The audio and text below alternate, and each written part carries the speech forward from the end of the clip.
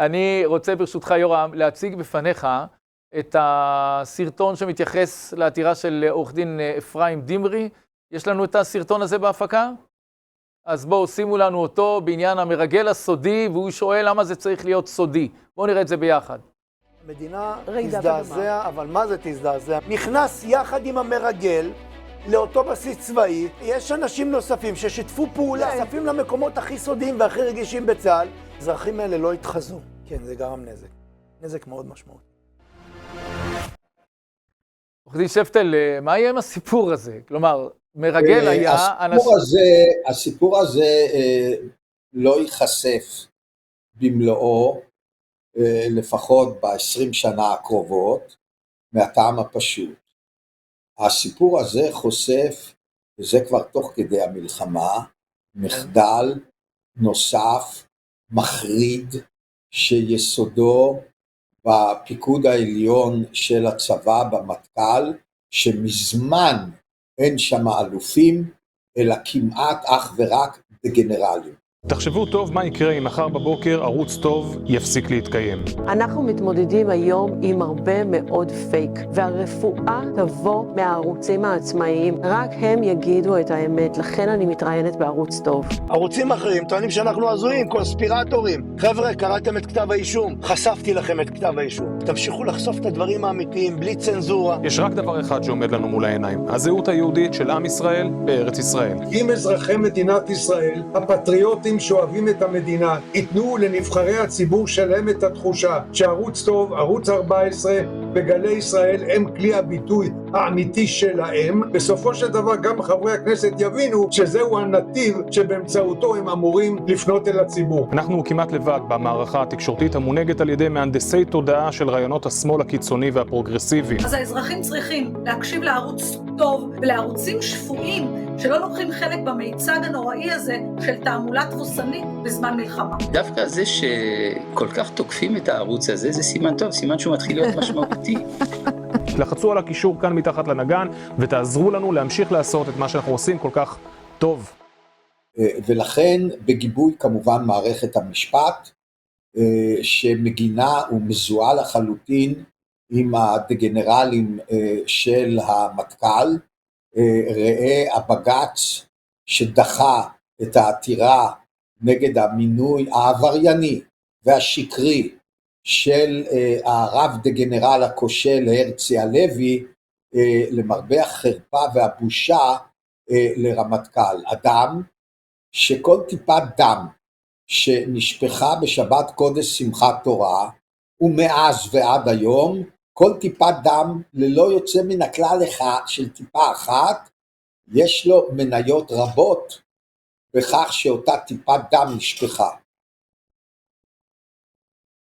כן, אבל אתה יודע, אתה אומר את הדברים, אומר אותם בחריפות, בסגנון שלך, אבל אנחנו צריכים אופק. כלומר, בצד התקשורתי אמרת לנו, תראו, הנה, אתם קיימים, ערוץ 14 כבר ברייטינג שאפילו עובר ערוצים ידועים, כמו ערוץ 13 לדוגמה, שמה עודדת אותנו. אתה יכול לעודד אותנו בכל מה שקשור למציאות הזאת, משפטית ובג"צית כמובן, יחד עם כל הסיפור שמתרחש בצבא? טוב, זה לא יקרה לפני סיום המלחמה קודם כל. אי אפשר, תוך כדי מלחמה, להביא למרכז הבמה עניין שהציבור בארץ ממש מחולק בהקשר אליו. יחד עם זאת, אחרי שהאויבים מבחוץ יוכו, והם יוכו, עם כל הקשיים, עם כל הלחצים של האויב מבחוץ, וסוכניו הבזויים מבית, האויב מבחוץ יוכרע. הן החמאס והן החיזבאללה. הם שניהם יוכרעו. ואז יהיה צורך לטפל, וזה יהיה ניתן לביצוע, כי כיום כבר יש רוב שמרני בבית המשפט, ואין שום בעיה לשמור עליו, כי תמיד צריך כדי למנות שופט בבית המשפט העליון 7, ככה שבמינימום יש ביכולת המחנה הלאומי למנוע כל מינוי שהוא לא רוצה. ואם כתוצאה מזה בכלל לא יהיו מינויים, עוד יותר טוב. כי הבא בתור לפרוש זה פוגלמן, ואז יחסי הכוחות שהיום הם 7-6, יהיו 7-5. יהיו 7-5. לכן יש בהחלט מקום לאופטימיות, שלאחר מיגור האויב מבחוץ, נוכל למגר את האויב הכי גדול של הדמוקרטיה הישראלית, הלא הוא הדיקטטורה של בג"ץ. אבל אתה אומר לנו שכבר כעת יש רוב של 7-6 כן, תראה, זה מאוד פשוט, זה חשבון... לא רואים את זה, לא מרגישים את זה. החשבון חשבון, אבל בתוצאה אנחנו עדיין עם אותו בג"ץ. גם את זה אני אסביר. תראה, פסק הדין הבלתי נסבל, הבלתי חוקי על פניו, שפסל תיקון לחוק יסוד ברוב של 8-7, כן, 2 ממרכיבות הרוב הזה פרשו.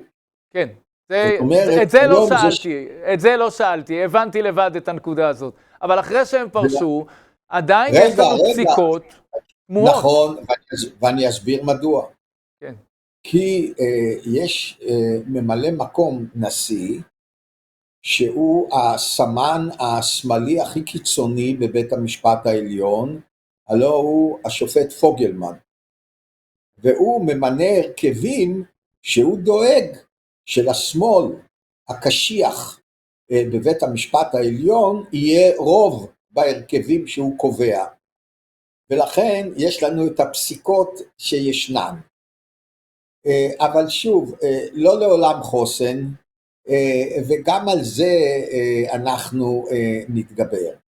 גם על זה ניתן בהחלט להתגבר.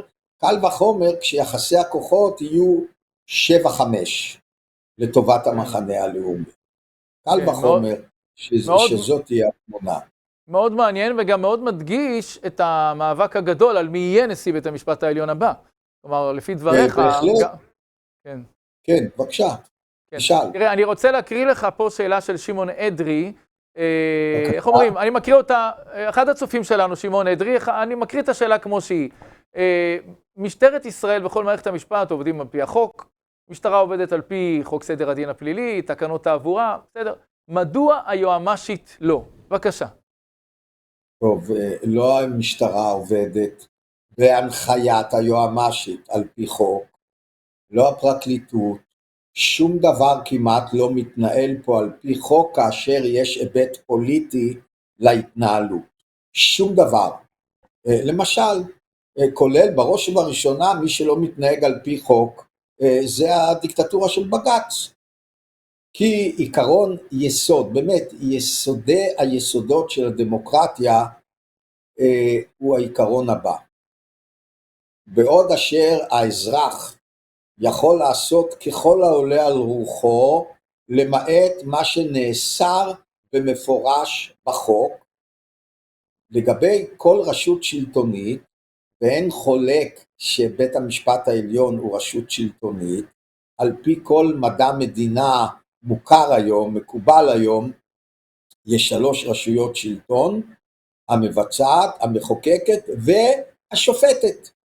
כלומר, אין בכלל ויכוח שמערכת המשפט היא גוף שלטוני מובהק, רשות שלטונית מובהקת, ולכן העיקרון הדמוקרטי היסודי אומר שהיא לא יכולה לעשות דבר למעט מה שהמחוקק נתן לה סמכות לעשות במפורש. במפורש. וכמובן שאין אבק של סמכות בשום חוק יסוד שנותן סמכות לבית המשפט העליון לפסול חוקים בכלל וחוקי יסוד בפרט.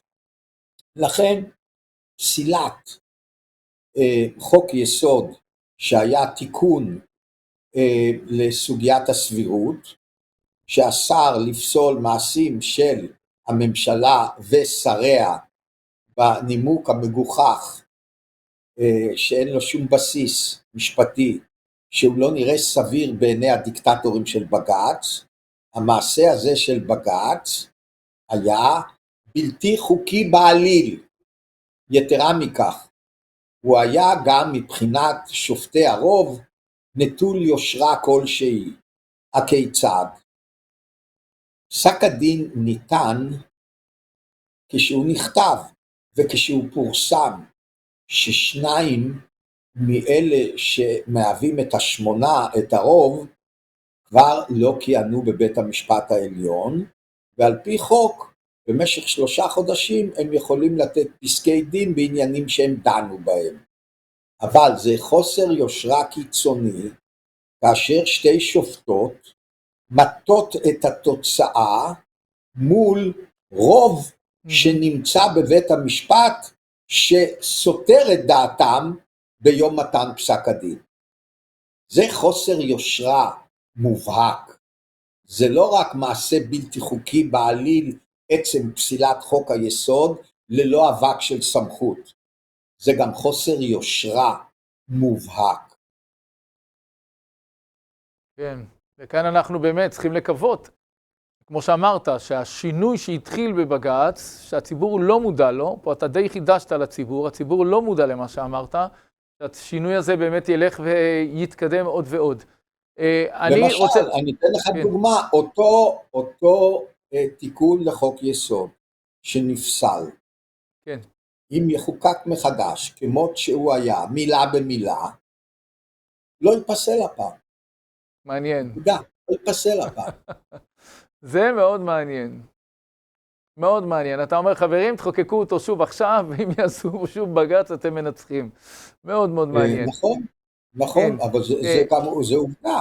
תחשבו טוב מה יקרה אם מחר בבוקר ערוץ טוב יפסיק להתקיים. ערוץ שאומר אמת, אומר אמת על ביטחון המדינה, לא חושש להגיד אותה, זה הערוץ הזה. אין ספק שערוץ טוב, הייתי אומר, זה הערוץ הרחב לאינטליגנציה הלאומית. יש רק דבר אחד שעומד לנו מול העיניים, הזהות היהודית של עם ישראל בארץ ישראל. אין נרטיב חד וברור, בדומה לאקטואליה יהודית, למה אנחנו פה ואיך אנחנו חייבים להיות כדי לשרוד במזרח התיכון. אני מבסוט מהערוץ שלכם בצורה בלתי רגילה, ממש מכור. אנחנו כמעט לבד במערכה התקשורתית המונהגת על ידי מהנדסי תודעה של רעיונות השמאל הקיצוני והפרוגרסיבי. חשוב שיהיו כמה שיותר ערוצים וכלי תקשורת שמפיצים תפיסת עולם שונה מהמיינסטרים התקשורתי. סוף סוף אין מה שנקרא צנזורה של אנשי שמאל, אף אחד לא יסתום לנו את הפה. יש לכם אומץ, תמשיכו. רק שלא יחבלו בכם, זה הבעיה. אתם מובילי דעת קהל, באומץ רב. אנחנו חלק מעם, קבוצת ימין שמבינה את המורשת שלנו, את האתוס שלנו, מאיפה באנו, על מה נשמור כדי שיהיה לנו עוד לאן ללכת. לחצו על הקישור כאן מתחת לנגן